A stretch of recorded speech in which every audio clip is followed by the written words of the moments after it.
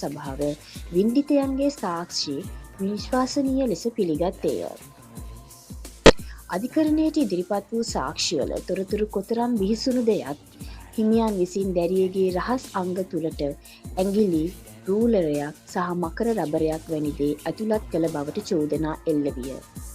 මෙම අපයෝජනය පන්සලේ භාවනා කාමරයේ නේවාසික කාමරයේ සහ ඉරිදා දහම් පාසලේදී පවා සිදු වී ඇත. වින්තිතියන් දුන් සාක්ෂිවලින් අනාවරණය වූ කම්පනකාරී තොරතුරු අතර එක් දැරියක පවසා සිටියේ අවුරුදු 9 දී ඇයගේ පළමු හාදුව විජිත හිමියන් විසින් සොරකම්